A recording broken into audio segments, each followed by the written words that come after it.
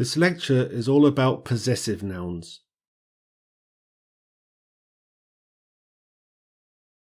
The possessive form indicates ownership. There are differing opinions on how to form the possessive. Possessives can apply to concrete and abstract nouns. Multiple owners need to be looked at closely, and they can refer to places by using the owner's name or functional title. As we said, the possessive form indicates ownership, and here are some examples. Susie's horse is the horse belonging to Susie. Paul's motorbike is the motorbike that belongs to Paul. And Mary and Mike's car is the car belonging to Mary and Mike. There are several opinions on how to form the possessive. There's the old-fashioned method and the modern approach. If we look at the old-fashioned formation first, we see that the rules are relatively simple. Add apostrophe S to the noun, so Susie's horse, Fred's motorbike. But if the word ends in an S, we just add the apostrophe, so Thomas' trousers, the bus driver. The modern possessive formation is more in line with the way in which the words are spoken. This only affects words ending in a letter S. And the letter S after the apostrophe is spoken more like a letter Z. So here's some examples. Thomas's trousers, the bus's passengers.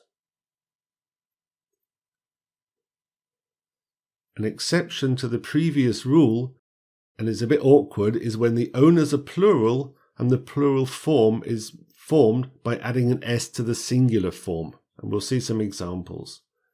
The car's engines are tuned to perfection. If we'd have said the car's engines, it would sound really weird. Or the dogs ate the cat's food. If we said the dogs ate the cat's food, this would sound really odd and forced. And also please note here that dogs doesn't have an apostrophe because we're just talking about the plural form of dog. There's no possessive here. All other plurals are treated normally. For example, the children's book arrived today. The fish's tank is dirty and needs to be cleaned.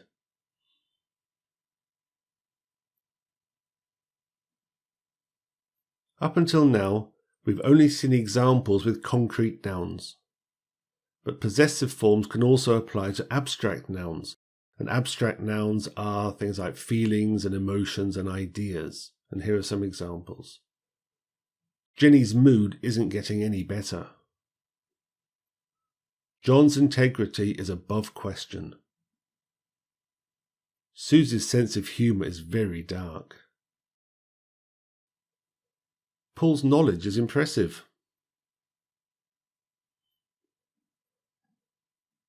With multiple owners, we need to look carefully. So if more than one person owns a single item, then only the last one in the list gets the apostrophe. So we say here, Mary and Mike's car. So it's one car and two people own it, namely Mary and Mike. If several people each have their own items, they all get the apostrophe. So we say Paul's and John's shoes are black. So both Paul and John each own their own pair of black shoes. And we also use possessive formation to talk about places by using the owner's name or functional title. For example, I have an appointment at the doctor's tomorrow, and the doctor's here is used as a functional title.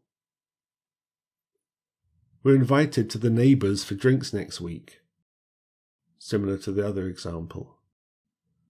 Or using a name, Sir William Perkins's school is for girls between 11 and 18 years old, and the school is named after Sir William Perkins. or Gino's makes the best pizza in town. So presumably Gino is the guy who makes the wonderful pizza, and his restaurant is called Gino's, and we use the apostrophe to show this.